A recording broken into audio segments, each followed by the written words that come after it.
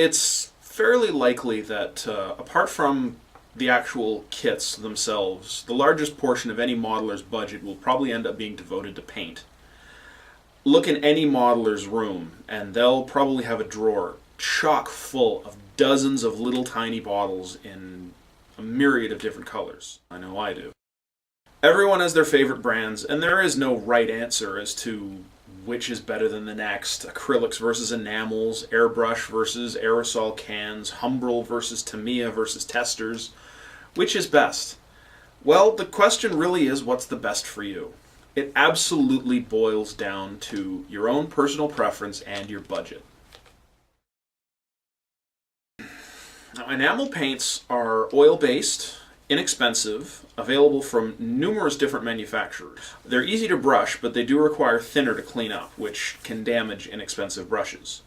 They work well when sprayed through an airbrush, but they can produce considerable fumes that can be hazardous to your health and should only be used in a well-ventilated area, and preferably with a respirator mask. Enamel paints are available from many different hobby paint manufacturers, including Testers and Humbrol.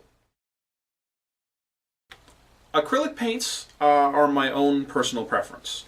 They're water-based, so they're easy to clean up without thinners.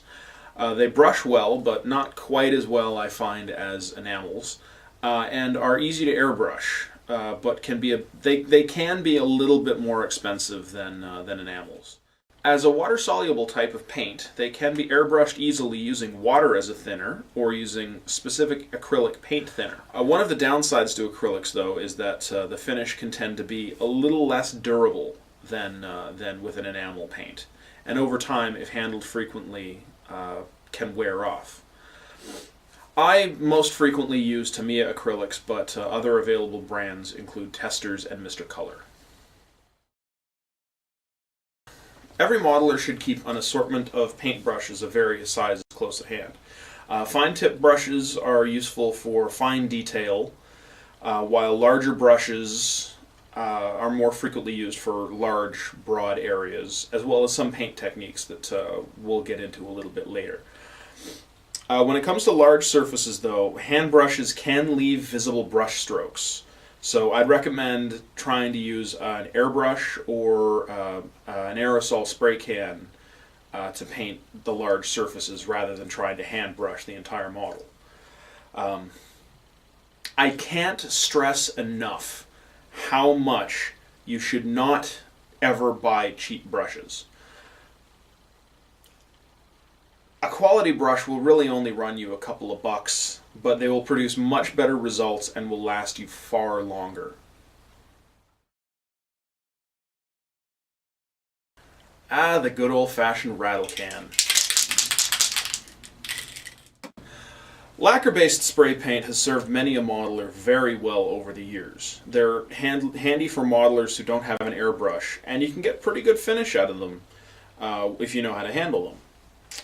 The main thing you have to remember is to spray light, thin coats and to build up the coats slowly so that the paint doesn't pool up or start to run. The downside is that if they don't come in the exact color you need, then you're pretty much out of luck.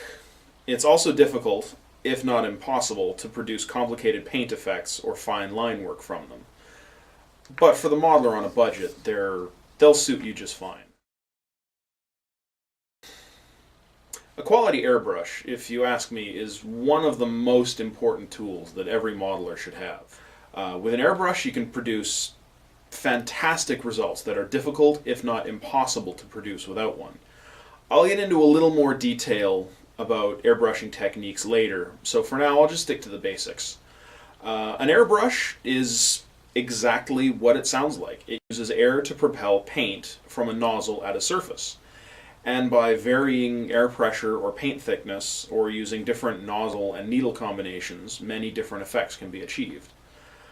But I'll talk at much greater length about airbrushing in the next episode. Clearcoats are often used by modelers to prepare a painted surface for decal application or for weathering, as well as to seal the paint to protect it when the model is finished. They typically come in flat, semi-gloss, or high-gloss formulations, depending on the level of gloss you want in your finished model. Nearly every paint manufacturer out there makes clear coats in acrylic or enamel formulations. But one of the best products out there for producing a high gloss finish, though, isn't even a modeling product at all. Somewhere in the distant past, somebody figured out that Pledge Future floor polish worked incredibly well as a clear coat. I'm not joking. In fact, I find that it works better than just about any other clear coat I've ever used. As for flat or semi-gloss, I tend to use Tester's Model Master line, but like I said, just about every manufacturer makes their own, so your mileage may vary. As with all things, I'll get into a little more detail about all these different paints and whatnot as we get to the actual build-up portion of this series. Next time, we're going to take a closer look at airbrushes. Thank you everyone out there for watching, and happy modeling.